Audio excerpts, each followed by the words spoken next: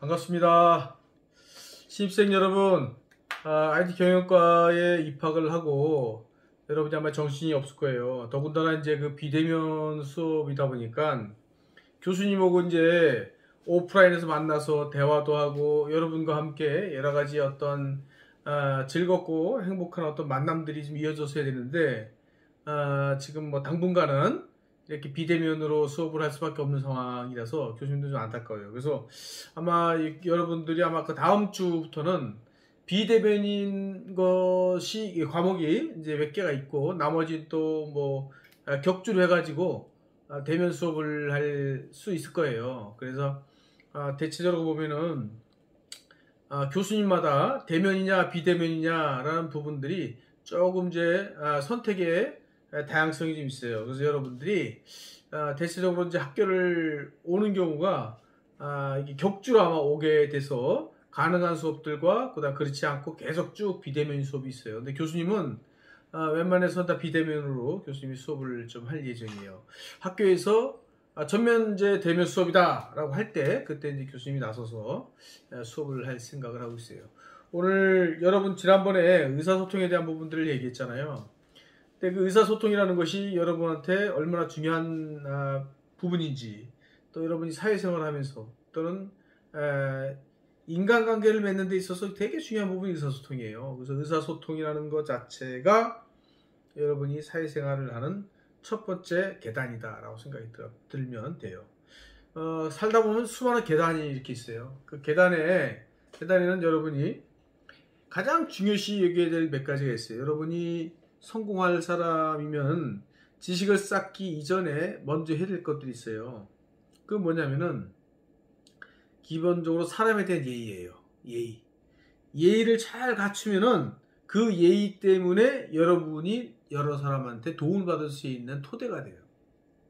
근데 우리 왜 싸가지가 없다 이런 얘기 많이 듣죠. 싸가지라는 게 뭐죠?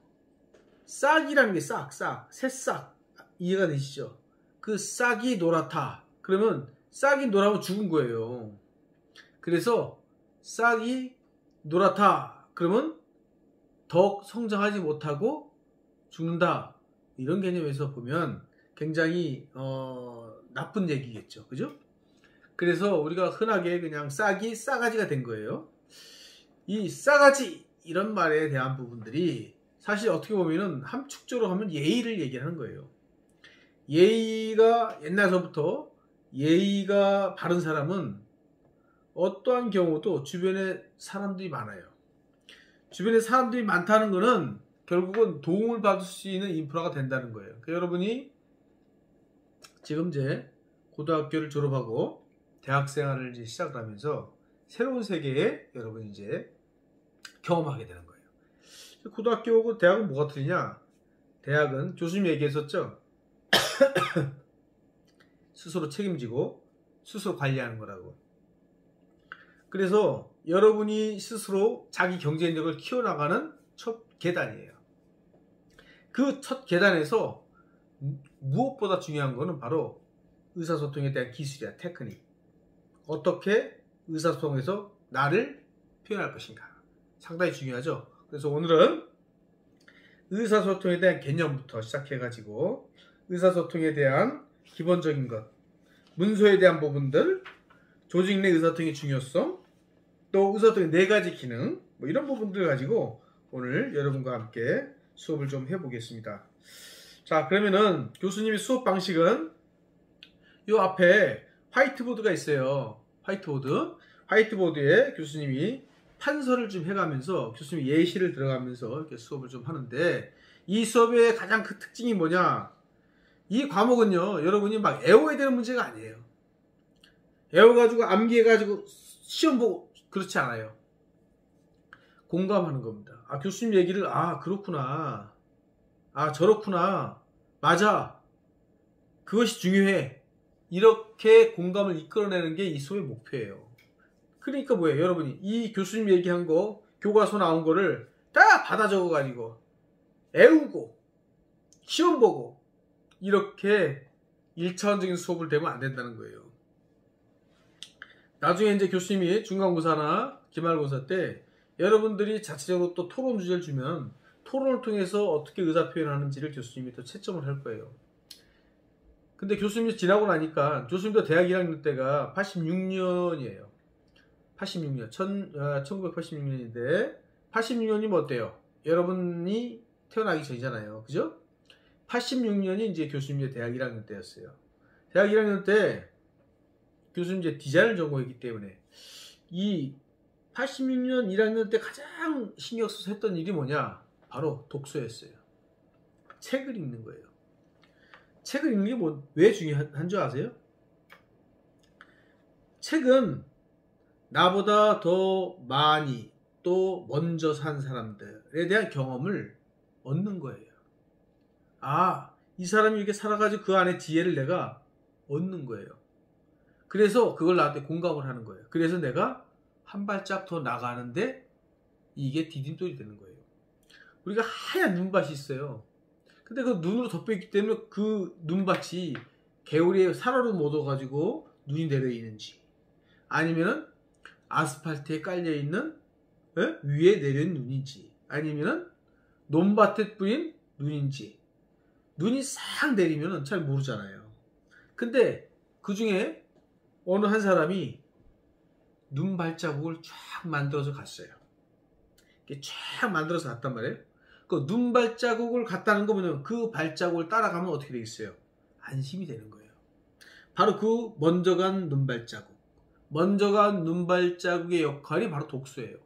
책에서 바로 여러분이 지혜를 찾아야 되는데 우리가 지금 이 핸드폰이라는 것 때문에 사실 독서에 대한 부분들을 이렇게 많이 여러분이 읽지 않는 걸로 알고 있어요. 그래서 핸드폰은 있잖아요. 좋은 양질의 소식도 있지만 자극적인 것도 있고요. 또 거짓 정보도 들어가 있어요. 그래서 여러분이 선별을 잘해야 돼요. 그런 게. 그래서 다 거짓 정보를 얻어갖고 참인 것처럼 얘기하는 경우가 있어요. 옛날에 교수님은 어릴 때 이 매스미디어에서 2개밖에 없어요. 3개밖에 없었죠. 신문, 라디오, 방송. 딱 3개였어요. 신문, 라디오, 방송. 그래서 뭐 어떤 얘기는 해가지고 아 그거 진짜야? 라고 누가 물어보면 그래 TV에서 나왔어. 그러면 끝났어요. 왜? TV가 그만큼 신뢰성이 있었기 때문에. 근데 지금 보세요. 지금은 TV, 라디오, 신문이 전부 정파에 휩쓸리고 어떤 이해 집단에 휩쓸리고 뭐 그러다 보니까 이게 참말인지 아닌지 구분이 안 가는 거예요. 또한 인터넷이라는 거대한 매스미디어의 장이 마련됐잖아요. 그 매스미디어의 장에서 얼마나 많은 댓글로 또 얼마나 많은 거짓 정보로 거짓 뉴스가 넘버원인지 몰라요. 그래서 이렇게 거짓 뉴스와 그다음 댓글이나 이런 걸 가지고 상처를 받아서 결국 생을 마감하는 사람도 있어요. 그만큼 이 커뮤니케이션 이 자체가 얼마나 점점 더 왜곡되고 있는지를 여실히 보여주는 거예요. 지금 이 커뮤니티의 이 현재가 과연 올바로 가고 있는지를 여러분도 한번 고민을 해보세요. 왜 내 얘기가 왜곡돼 가지고 상처를 주는 말로 되돌아올까를 생각한다면 이 커뮤니케이션에 대한 중요도 그리고 이거를 교육을 해야 되는 이유가 바로 거기에 있는 거예요. 왜냐하면 사람에 대한 존중, 말에 대한 것, 글에 대한 것, 책임성 이런 것도 없어지잖아요. 말에 대한 것과 글에 대한 것 책임성 없어지면 그냥 남발하게 되는 거예요. 왜? 그냥 내가 그 사람에 대해서 그냥 무심코 던졌는데 그 사람은 목숨을 잃을 수가 있어요. 얘는 옛날에도 그랬잖아요. 그냥 무심코 던졌는데 돌 맞아 죽는 게 이제 개구리라고. 에? 우리가 똑같은 경우예요. 그래서 이 의사소통에 대한 부분들이 우리가 얼마나 중요한지 우리가 얼마나 더 이 부분에 대해서 심도 있게 공부해야 되는지에 대한 이유를 지금 교수님이 장황하게 설명을 한 거예요. 여러분은 이제 대학 새내기고 이제부터 경민대학교의 저 기념관 밑에 보면은 경민도서관이 있어요. 경민도서관에 참 많은 책이 있습니다. 제일 얇은 책, 제일 재미있는 책부터 시작해가지고 책 읽는 습관을 기르지 않으면 여러분이 그 사회와 적응하고 사회와 타협하고 사회에서 같이 동행할 수 있는 그런 기능이 현저히 떨어질 수가 있어요. 왜냐하면 그 책에서 알려주는 부분이 상당수가 여러분이 갖추지 못한다면 교수님은 여러분들한테 사회 나가가지고 정말 대화가 안 되는 사람, 말이 안 통하는 사람 이렇게 치부받으면서 여러분이 성장해 나가길 전혀 바라지 않아요. 그래서 저 사람은 정말 자기의 의사를 정확하게 표현하더라 라는 부분들을 여러분이 능력을 가지고 있어야 그 조직에서 여러분 리더로 성장해 나갑니다. 리더는 바로 그런 거예요. 리더는 의견을 모으고 의견을 핵심을 찝어서 그 의견에 대한 여러분의 생각을 또 전달하는 그런 반복된 것이 과연 여러분한테 왜 안 중요한지를 아마 아실 거예요. 자, 그러면은 교수님이 의사소통에 대한 개념부터 시작을 해서 수업을 좀 하겠습니다. 자, 그래서 여기서 잠깐 자리를 이동해서 시작을 할게요. 자, 의사소통의 개념에부터 한번 좀 잠깐 볼게요. 이게 아마 책에 있는 내용이 그렇게 크게 뭐 이렇게 자, 의사소통의 개념 이렇게 되어 있어요. 개념. 대체 이게 무슨 뜻이냐? 의사소통이란 게 뭐냐? 뭐 이런 거죠. 의사소통은 사실 뭐 영어로는 이제 커뮤니케이션이라 하잖아요. 네, 커뮤니케이션인데 이게 지금 의사소통이 어디서 나왔냐? 이게 라틴어의 커뮤니우스, 커뮤니우스에서 나온 말이에요. 지금 이제 이게 뭐냐 하면은 실제적으로 보면 이제 공통, 공유라는 뜻이에요. 공통. 자, 공통과 공유. 이 공자가 무슨 죄예요? 공자는 이 두 사람, 두 사람 이상을 얘기하는 거예요. 그죠? 이상의 소통을 얘기하는 거예요. 이게요. 두 사람 이상의 소통. 그래서 이제 공자가 쓰는 거예요. 공자가. 공자가. 그래서 이 의사소통이라는 거는 바로 두 사람 이상에서의 소통이 바로 이게 의사소통의 개념이다. 그래서 이 안에는 뭐냐면 보통 여러 가지 이제 언어적인 것과 또는 비언어적인 것이 있어요. 근데 언어와 비언어적, 언어와 언어가 아닌 것들이 있어요. 그죠? 그러면 의사소통에서도 언어만 이 의사소통이 있는 거 아니잖아요. 그죠? 그러다 보니까 비언어적은 여러 가지 기호, 기호. 여러분 좀 화장실 가면은 한번 교수님 한번 그려볼게요. 자, 이렇게 해서 이렇게 된 게 있고, 거꾸로 이렇게 돼 있는데 이렇게 된 게 있어요. 이게 원과 동그라미 원 있어요. 이게 원과 삼각형이다 뿐인데 거꾸로 왔어요. 어디가 남자일까요? 남자 화장실일까요? 이게 남자겠죠? 여러분 딱 봐도 알 거예요. 이게요. 이게 여보, 그죠? 이건 뭐냐면은 바로 기호에 대한 거예요. 이 세계상에서, 이 세계 역사 중에서 가장 우리 심벌 마크라고 들어봤죠? 심벌 마크. 심벌 마크. 심벌 마크. 이게 바로 비언어적인 것이 대체적인 어떤, 저거죠? 이 심벌 마크 중에서 여러분, 이 세계상에서 가장 성공한 심벌 마크는 뭔지 아세요? 뭐 같아요? 바로 십자가입니다, 십자가. 이 십자가를 그 십자가 교회잖아, 교회. 그죠? 교회입니다, 교회. 이 높은 곳에다 십자가를 놓으면, 저긴 교회구나. 이렇게 알 수 있잖아요. 그죠? 그 다음에, 뭐 이런 것도 있죠. 이런 만자 것도. 이런 것도 있죠. 절. 그죠? 이런 것들. 이런 거 다 기호에 기호. 그 다음에 삼성마크. 삼성마크는 이렇게 생겼죠? 여기 들어갔겠죠. 삼성마크도. 이런 것들은 전부 다 의사소통에 있어서 기호에 해당한다. 비언어적이죠. 비언어다.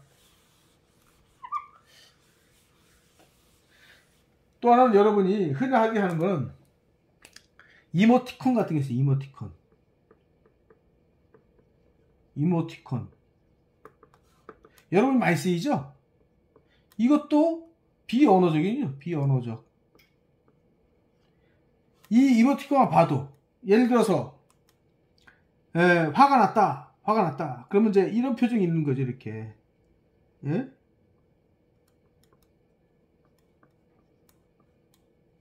화가 났다. 폭발했다.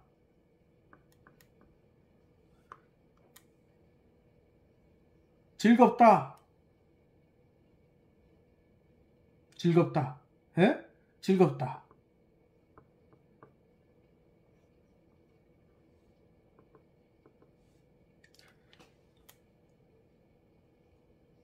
슬프다.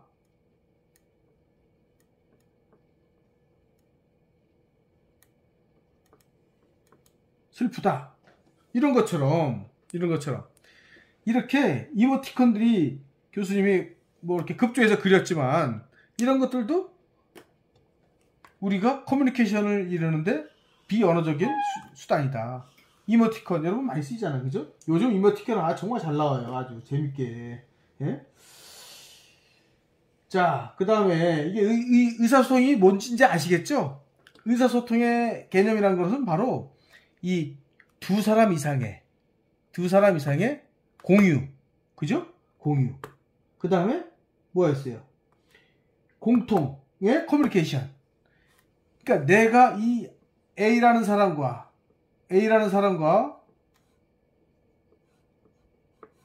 A라는 사람이 있어요. 이렇게.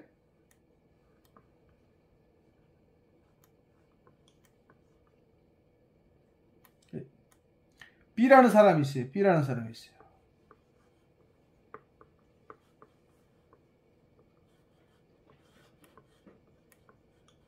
책 하나 들고 있고.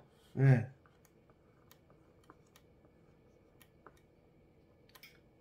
이 두 사람은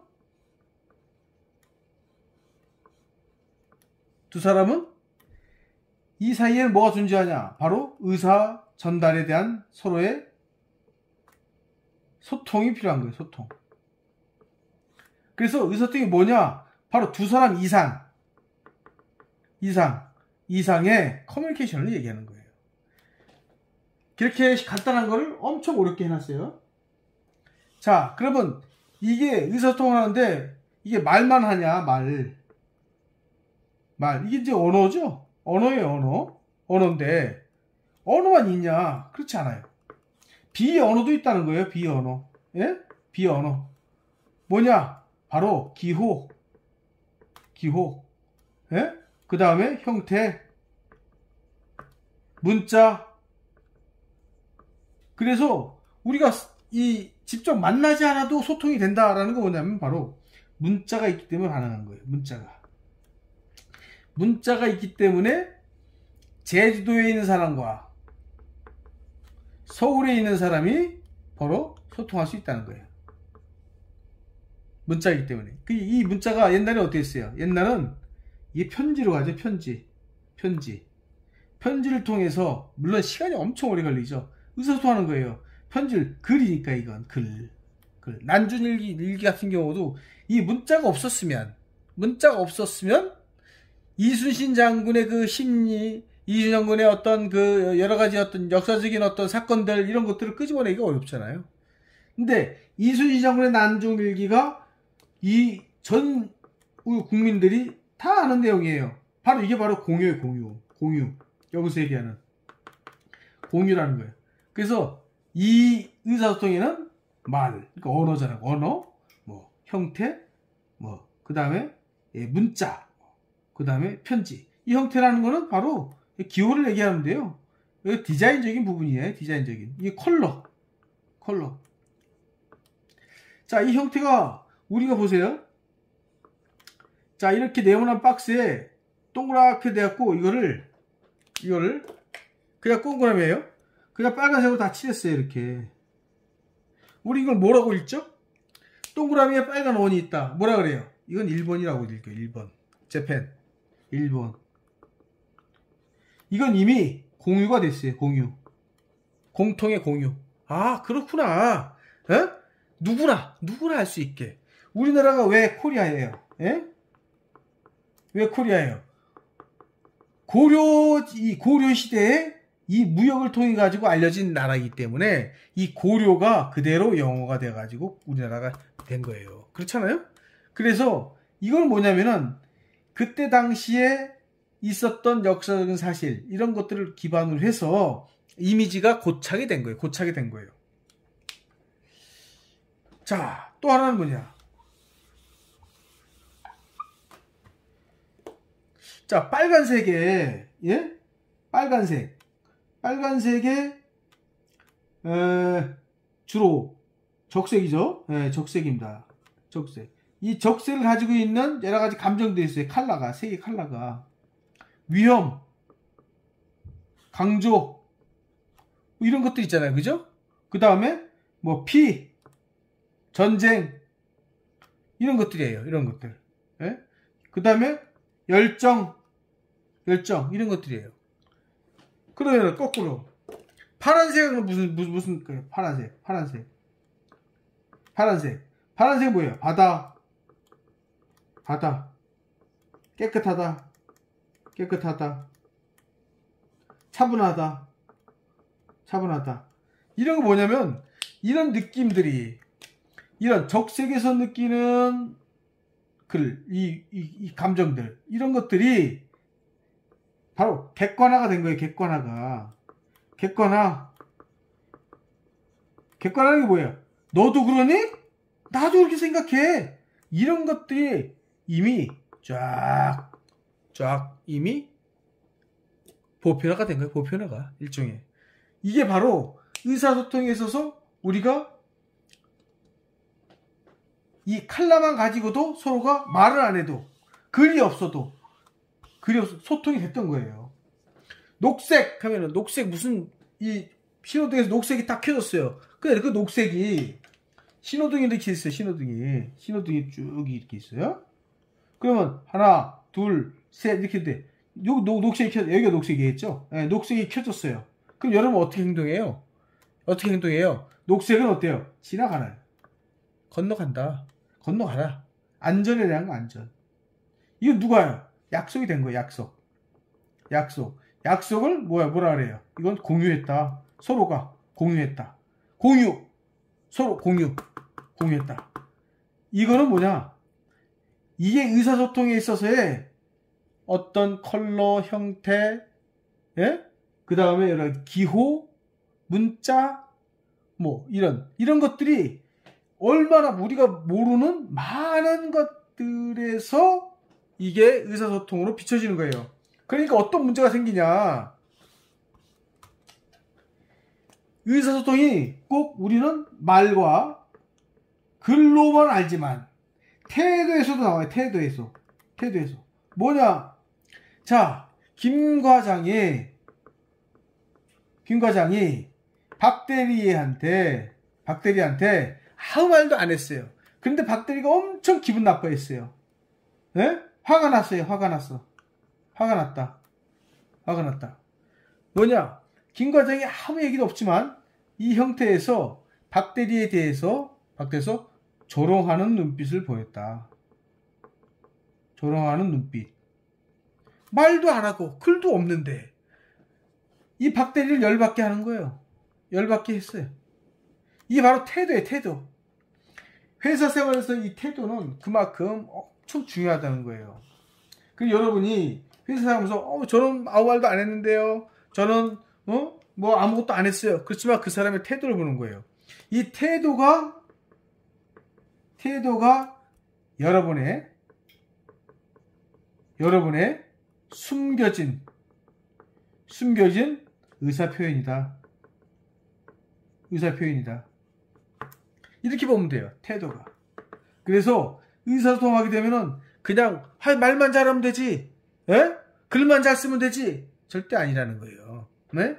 그래서 이런 부분들이 여러분이 사회생활에서 잘 알지 못하면 여러분이 정말 공경에 처할 수 있다. 네? 그래서 의사소통 중요한. 그래서 항상 예의를 갖춰라. 에? 갖춰라. 이거 뭐냐? 예의라는 거 뭐냐? 이게 몸동작으로서의 몸 언어예요. 몸 언어. 행동 언어다. 그래서 나는 가만히 있는데 그렇지만 네 몸이 말하고 있지 않니? 너가 건방지다고? 이렇게 얘기하는 거예요. 그래서 태도야 한번. 그래서 삐뚤어 앉거나 그냥 너희들이 그냥 실제로 불쾌한 감정들을 숨기지 못하고 몸으로 표현할 때 그것을 의사소통으로 받아들인다는 거예요. 그래서 되게 중요한 거예요. 그래서 뭐 의사소통 과정의 모델의 이해 이렇게 갖고 여기서 보면은 뭐 송신자 보내는 거죠. 그죠? 송신자 그 다음에 수신자 받는 사람이죠. 그죠? 받는 사람이에요. 그 다음에 뭐예요? 피드백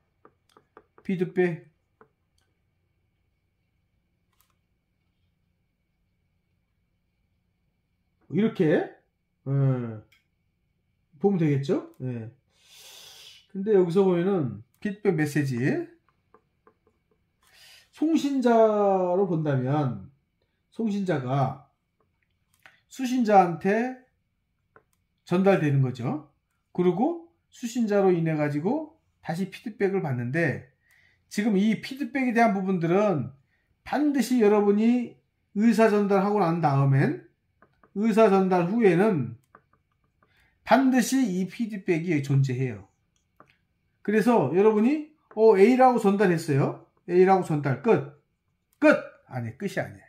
수신자는 B로 받아들인 거예요. B로. 그럼 B로 받아들인 걸 어떻게 알 수 있을까? 바로 피드백이에요. 피드백. 아, 이분이 내 말을 잘못 이해했구나. 그래서 난 A라고 했는데 이 사람은 B로 받아들였구나. 그래서 이 사람이 기분 나쁘구나. 그게 바로 피드백이에요. 피드백을 통해서 다시 점검하는 겁니다. 아, 제가 오늘 당근을 100근을 100kg을 다른 회사에다 보내라고 했는데 이게 정확하게 됐는지 확인 좀 할게요. 이 확인 절차예요. 수신자는 당근을 100kg가 아니라 무슨 100가마니로 이해했다. 그러면 이 사이에 차이가 나오겠죠.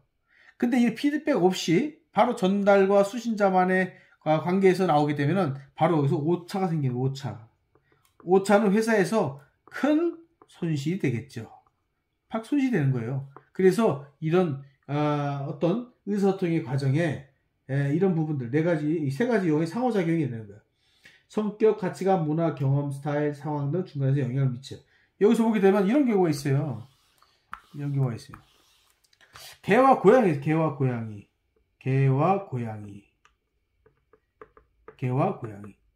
이 둘 다 네 발 달린 동물이에요. 그죠?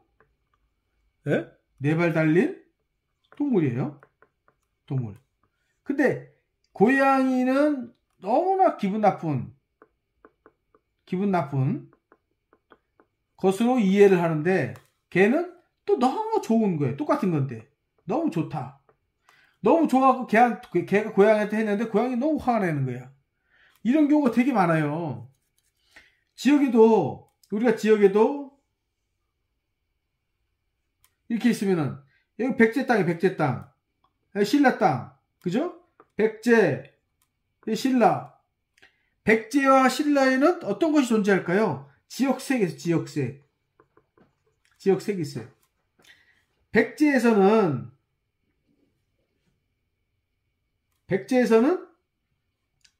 백제의 문화가 있어요. 백제 문화. 신라는 신라의 문화가 있어요. 이 마을마다 또 문화가 있어요. 그거 뭐냐? 다양성. 이 다양성을 이해 못하게 되면은 싸움이 벌어져야 돼요. 근데 하물며 이런 다양성도 있는데도 불구하고 사람과 사람에도 다양성이 있어요. 사람과 사람에도 뭐가 있다? 다양성. 근데 이 사람은 식성도 틀려요. 식성도. 같이 가는데 이 사람한테 물어보지 않고 내가 좋아하는 식성을 토대로 해서 음식을 시켰다. 그럼 이 사람은 문화적인 충돌이 생기겠죠. 그러면 이게 소통이 안 되는 거예요. 그래서 이 다양성이라는 걸 가지고 우리가 의사소통을 접근해 나가면 좋겠다. 이런 거예요.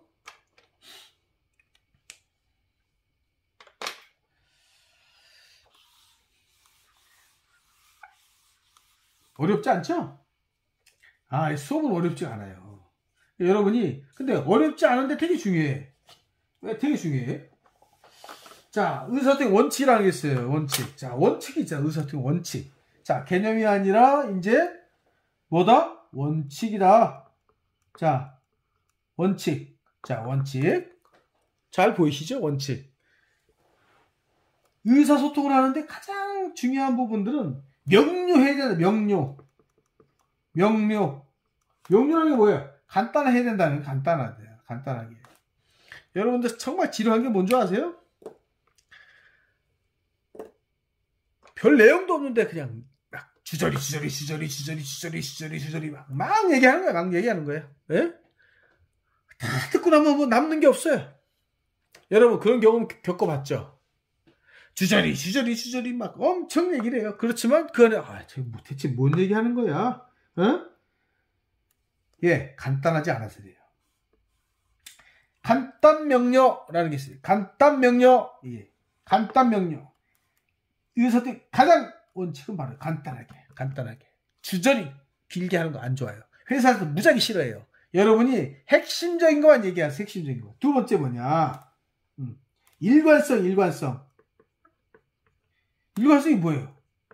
내가 얘기하고자 하는 방향이 A 방향이다. 그럼 끝까지 A가 돼야 돼. 끝까지. 근데 A로 갔다가 B로 얘기했다가 C로 갔다가 D로 갔다가 Z로 끝나는 거예요. 이 뭐예요? 배가 산으로 가는 거야. 에? 배가 산으로 가는 거예요. 우리가 싸울 때도 그래요.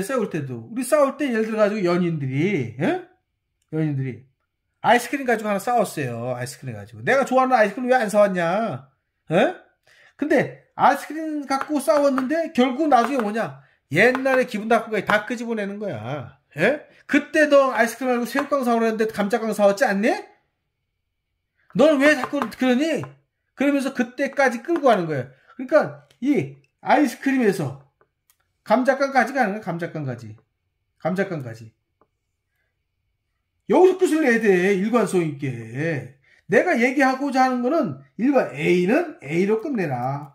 A는 B가 되는 순간 일관성이 떨어지는 거예요. 이게 넌 대체 뭔 얘기하는 거니? 뭔 얘기하는 거니? 안 되는 거야. 일관성. 적시성.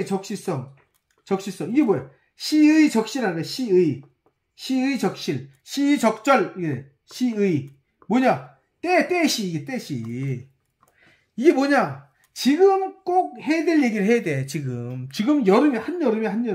한여름에 우리가 어떻게 시원한 과일을 먹을 것인가 이를 얘기하는 과정에 난데없이 탄팥죽 얘기하면 어떠자는 얘기야. 탄팥죽 얘기하면 어떻게 하는 거예요? 이게 시적절하지 않다는 거예요. 자, 우리가 정말 과일을 먹고 싶어. 근데 겨울이야. 겨울. 지금은 뭐 겨울이라서 뭐 여름에 나오는 거, 뭐 가을에 나오는 거, 봄에 나오는 거 가진 일. 여기가 지금 겨울이고 지금 없는데 이제 망고를 먹자. 물론 지금 냉동 망고야지. 옛날에는 열대 과일을 어디서 찾을 거야? 이걸 어디서? 시적절하지 않은 거예요. 지금 이런 것들이 결국은 어때요? 의사소통을 방해하는 거예요. 이게 의사소통을. 3번 뭐라 그랬어요? 이게 적시성이다. 때에 딱 맞아야 된다는 거야. 그때. 자, 네 번째 뭐예요? 네 번째 정량성. 이게 정량이 뭐예요? 말하는 양, 전달하는 말하는 양을 너무 많으면 어떻게 돼요? 그게 바로 여러분이 제일 듣기 싫어하는 게 뭐예요? 잔소리가 되는 거예요. 잔소리, 헛소리, 헛소리. 이렇게 되는 거야. 이게. 양을 정확하게 양을 정확하게 가져가라. 그래야지 내가 원하는 핵심적인 내용을 전달한다는 거예요. 무슨 말씀인지 알겠어요? 자, 다섯 번째 뭐예요? 다섯 번째. 배포성이다. 배포한다라는 게 뭐예요? 배포한다. 이건 이제 거의 이제는 이게 확산, 공유, 뭐 이런 거예요. 공유. 내가 얘기한 거를 다른 사람도 다 이해하고 할 수 있을 정도로 된다. 자, 여섯 번째. 적응성과 통일성이에요. 적응한다, 통일한다. 사실 이런 것들은 기본적으로 이 일관성하고도 참 유사한 부분이 있어요. 그래서 의사소통에 대한 부분이 어떤 게 통일성이냐. 내가 의사소통하는데 어떨 때는 막 함경도 사투리 썼다가 어떨 땐 전라도 사투리 썼다가 어떨 때 표준말 썼다가 그러면 안 된다는 거예요. 톤이 또 갑자기 막 화를 냈다가 이게 아니라 자기가 가지고 있는 의사소통에 기본적인 어떤 성격을 잘 부여했다면 그걸 쭉 가져가야 돼요. 예? 가져가야 돼요. 그래서 이렇게 했다 저렇게 했다 막 이렇게 하면 안 된다는 거예요. 자, 7번 뭐예요? 7번 관심과 수용. 관심과 수용 이렇게 됐어요. 관심과 수용 잘 안 나오나요? 예. 자, 관심과 수용 빨간색으로 써볼게요. 관심과 수용이다 이렇게 됐어요. 수용이 뭐예요? 이게 수용은 받아들인다는 거예요. 받아들인다. 관심은 뭐예요? 관심은 이건 뭐냐? 경청을 얘기하는 경청. 내가 어떤 얘기를 해요. 그러면 그 사람의 어디를 보냐? 자, 교수님의 그림 한번 그려볼게요. 자, 사람은 이렇게 있어요. 사람 이렇게. 자, 이게 뭐예요? 자, 이렇게 해서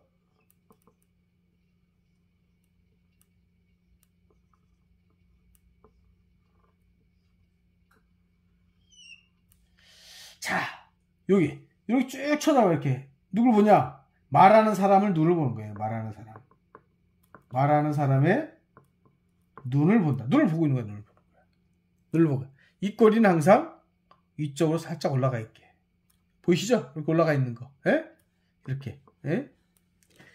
이렇게 경청을 하는 거는 뭐냐? 수용. 관심과 수용이야. 아, 관심 있게 쫙 봐주는 거예요. 그 사람의 말을. 이게 뭐냐? 이거는 예의. 듣는 사람의 예의다.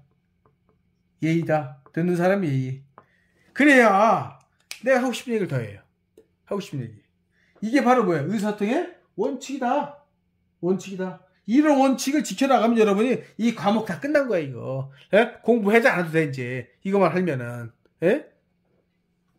자, 이해가 되시겠죠? 명료, 일관성, 적시성, 정량성, 배포성, 정수와 통일성, 관심과 수용. 이게 바로 의사소통의 뭐다? 원칙이다. 자, 우리 원칙까지 봤어요, 이렇게.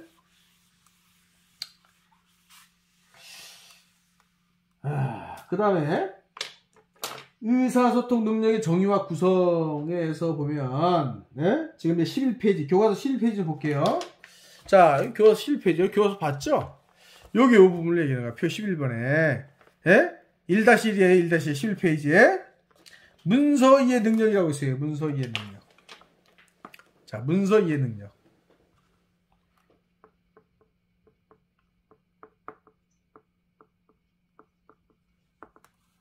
문서 이해 능력. 문서의 이해 능력의 체를 뭐냐면 요점을 파악하는 얘기예요. 요점 파악. 이 문서가 주는 메시지가 뭐냐? 메시지가 요점을 파악해라. 문서 이해 능력. 이게 바로 문서 주는데 이게 뭔 얘기야 이거? 예? 이게 뭔 얘기야? 그러면 문서를 잘못 썼거나 이해를 못하거나 둘 중 하나겠죠? 그래서 뭐냐? 문서를 이해를 할 수 있게 요점을 잘 파악해서 써라. 그리고 그것을 파악을 읽는 능력을 가져라. 이런 거예요. 그럼 뭐야? 작성 능력이 있어. 작성 능력이 마찬가지예요. 이게 내가 아이디어, 정보 누구한테 전해줘야 돼요? 예? 이 작성 능력의 상대 공유하는 사람에게 이게 전달되는데 이 사람이 이 작성 능력에 따라서 아이디어를 또는 정보를 얼마큼 받아들이느냐. 이거는 능력에 따라서 능력은 어떻게? 작성 능력은 요점을 잘 정해. 요점. 그 다음에 적은 분량, 적은 양. 그 다음에 그래픽으로 해라. 그래픽으로. 글보다는 이렇게 하게 되면 이 사람이 훨씬 수용성이 있겠죠. 받아들이기 좋겠죠. 이렇게 해서 또 경청 능력이 나왔어요. 또 경청 능력. 야, 이게 교수님 처음에 경청 능력이라고 했어요. 경청. 이 경자 뭐예요? 공경하는 뜻이에요. 공경한다는 게. 뭘? 듣는 걸 귀하게 여긴다는 거예요. 경청 능력. 다른 사람의 말을 주의 있게 들으며 공감을 할 수 있어야 돼요. 여기서 뭐냐? 공감을 해줘라. 공감. 우리는 많이 쓰이죠? 공감. 같이 느낀다는 게 공감. 같이 느낀다. 같이 느낀다. 그게 바로 공감이잖아요. 그렇잖아요? 그래서 내가 어느 영화를 봤는데 또 어느 맛집에 갔는데 어느 지역을 갔는데 그거 너무 맛있더라. 그래서 당신 생각이 났다. 그럼 내 마음을 알고 있구나. 나를 사랑하는구나. 뭐 이런 거에서 어떻게 보면 공감을 느끼는 거 아닙니까? 이렇게 공감에 대한 부분을 해주는 게 경청능력이다. 의사표현 능력이 또 있어요. 의사표현 능력. 의사표현 능력. 이게 언어적 행동을 통해서 아이디어와 정보 효과를 효과적으로 전달할 수 있는 능력이다. 목적과 상황에 맞게. 그래서 이 말과 비언어적, 말 플러스 비언어. 그러니까 언어와 비언어죠. 비언어예요. 언어와 비언어를 통해서 뭘로? 아이디어와 정보의 효과적 전달. 정보 전달의 정보 전달. 정보 전달을 어떻게? 효과적이다. 이게 바로 의사표현 능력이에요. 쉽게 얘기하면 이 책이 뭐예요? 의사소통 능력 아닙니까? 의사소통 능력인데 의사표현 능력은 뭐냐? 표현의 방점을 찍으라는 거예요. 표현을. 어떻게 표현하느냐. 어떤 사람은 똑같은 거 가지고 승질하는데 어떤 사람은 똑같이 했는데 굉장히 기분 좋겠어요. 좋아요. 그래서 이게 여러분이 의사표현 능력에서 여러분이 그 제일 중요한 건 뭐냐? 내가 내 의사를 전달하잖아. 이렇게 전달하잖아요. 전달. 근데 내 의사 전달했는데 얘가 수용을 받기를 100%를 받게 만드는 거예요. 100%로 수용하게끔. 50% 수용하거나 30% 수용하게 되면 내 의사가 전달이 안 되겠죠? 그럼 뭐야? 왜곡 전달이에요. 왜곡 전달. 왜곡돼서 전달되면은 내 뜻과 상관없이 이 사람이 다시 여러 가지 어떤 불쾌한 감정을 드러내겠죠? 예? 바로 그런 겁니다. 기초 외국어 능력이라는 게 있어요. 이거 뭐냐? 기초 외국어, 외국어 뭐 능통하게 해야 돼. 이거 아니에요. 기초 외국어. 흔히 문서에서 쓰이는 기본 영어 단어는 이해를 해라. 이 뜻이에요. 근데 어렵지 않아요. 왜? 네이버가 있잖아. 네이버가 어떻게 검색하면 돼. 검색하면 되잖아요. 끝나는 거지 뭐. 여러분 지식은 있잖아요. 지식은 누가 하냐? 네이버 선생이 네이버 교수님이 해요. 네이버 교수님. 지식은 교수보다 더 잘 알아요. 왜 네이버가. 근데 우리가 지식만 배우는 게 아니잖아요. 그죠? 지식만 배우는 게 아니기 때문에 지식을 기반으로 해가지고 뭘 하겠어요? 창의적 활동을 배우는 거예요. 창의적 활동. 이게 뭐냐? 이게 바로 생산성이거든요. 생산성을 배우기 위해서 지금 여러분이 배우고 있는 거예요. 생산성을. 자, 그 다음에 여러분 의사소통의 중요성, 말하기, 듣기, 읽기, 쓰기 뭐 얘기할 필요 없어요. 자, 12페이지. 또 직장생활에서 의사소통의 핵심과 기능의 역할. 이거 뭐야? 의사소통은 조직과 팀의 핵심 요소다. 당연한 거지. 당연한 거죠. 그죠? 아주 너무나도 당연한 거죠. 이거는. 이게 조직에서 여러분 자 조직에서 의사 전달 능력 있죠. 의사 전달. 얼마나 중요하냐. 제가 히틀러 얘기를 할게요. 히틀러가 누구죠? 히틀러는 빨간색으로 한번 써볼게요. 히틀러. 왜냐면 완전히 엄청난 마귀 같은 사람이죠. 히틀러. 아돌프 이 사람이죠. 아돌프 히틀러예요. 아돌프 히틀러. 왜? 2차 세계대전을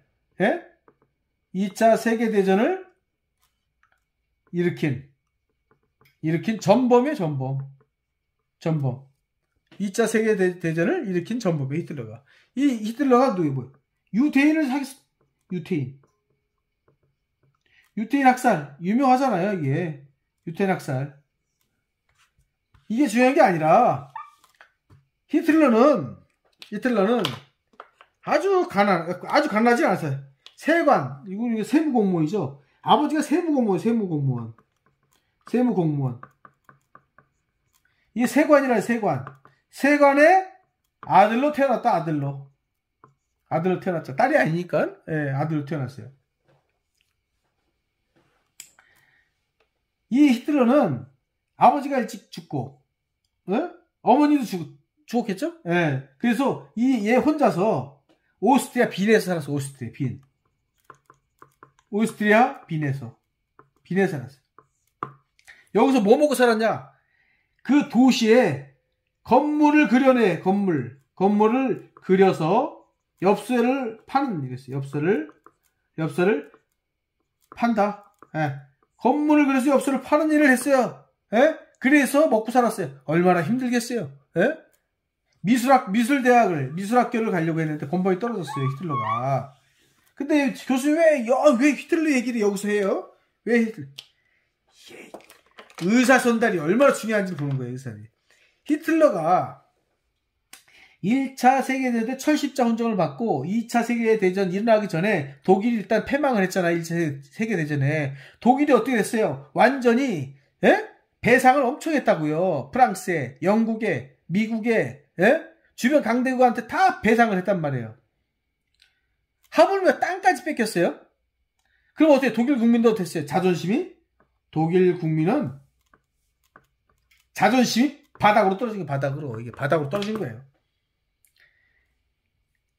너무나 화가 나죠? 게르만 민족의 자긍심이 떨어진 거예요. 우리는 한민족이잖아요.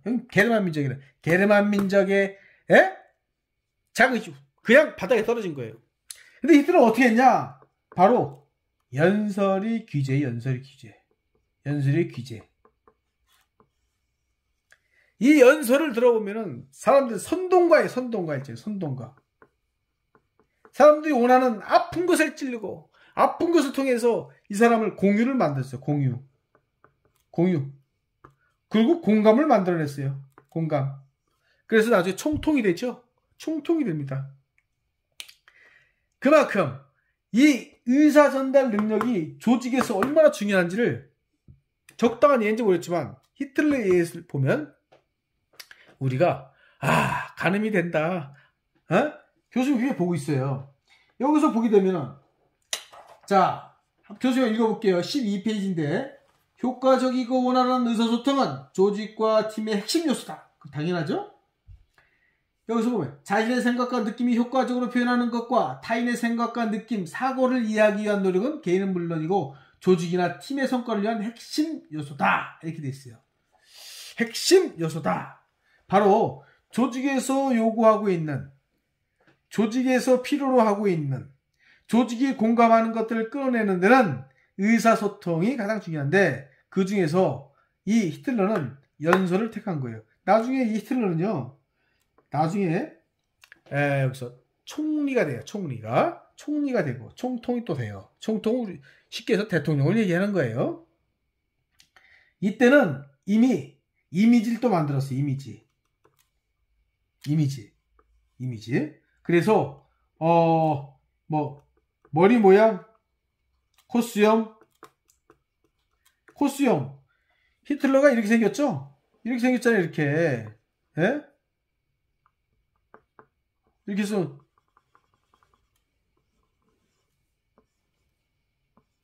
히틀러 이렇게 생겼단 말이에요. 이렇게. 요거 뭐예요? 코수염. 이게 뭐예요? 찰리 채플린.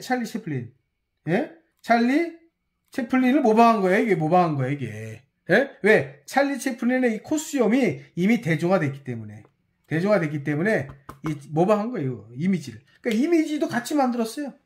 말만 잘하는 게 아니라 보여지는 이미지도 같이 소통을 한 거예요. 그래서 이 히틀러는 말과 그 다음에 이미지 이걸 통해서 그 다음에 히틀러는 뭐예요?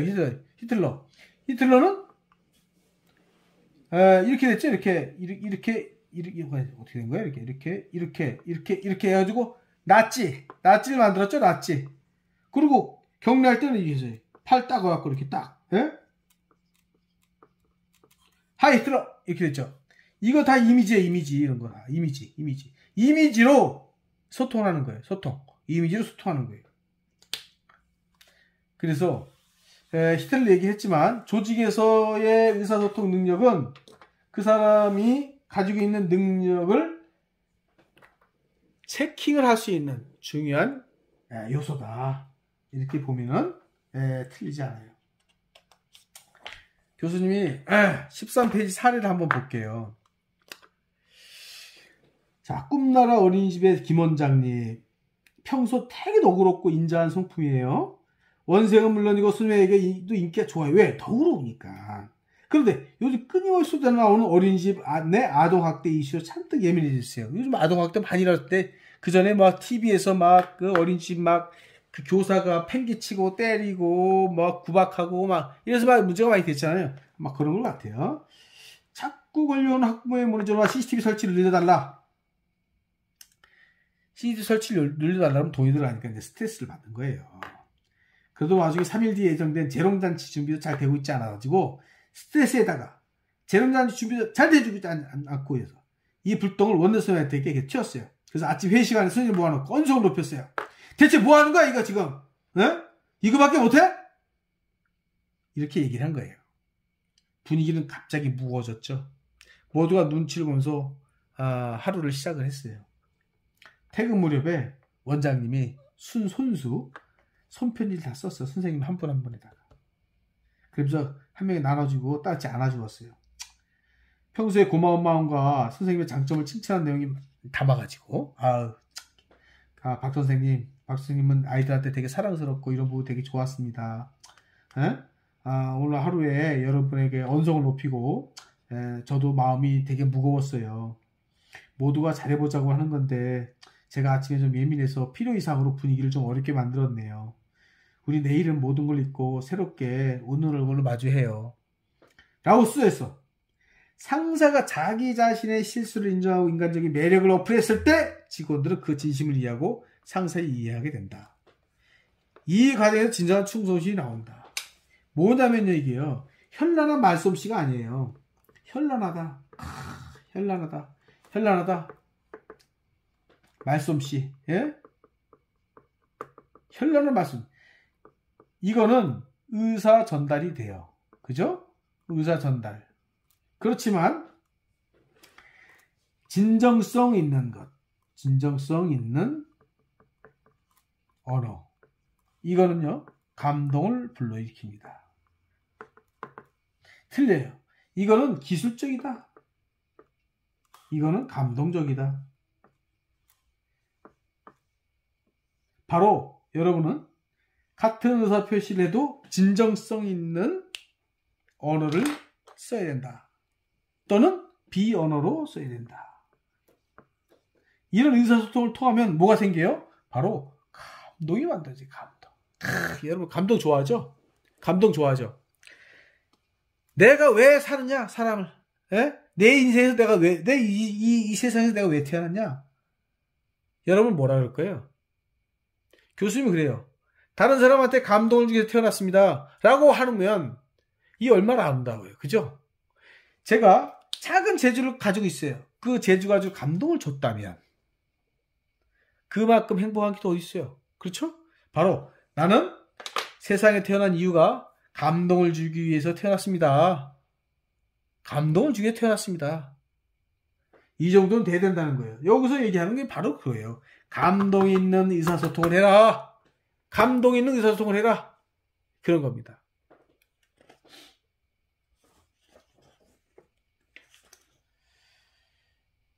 자, 그 다음에 뭐 여러 가지 어떤 뭐 문서에 대한 부분도 있어요. 뭐 문서는 아시다시피 16페이지 보게 되면 문서와 이 말, 언어죠. 언어는 오해나 착오가 적고 구두는 문서는 정교한 메시지가 전달 가능하고 문서는 기록이 남지 않고 이 표를 보게 되면은 기본적으로 여러분이 충분히 이해할 수 있는 내용들이에요. 그래서 더 설명 안 해도 될 것 같아요.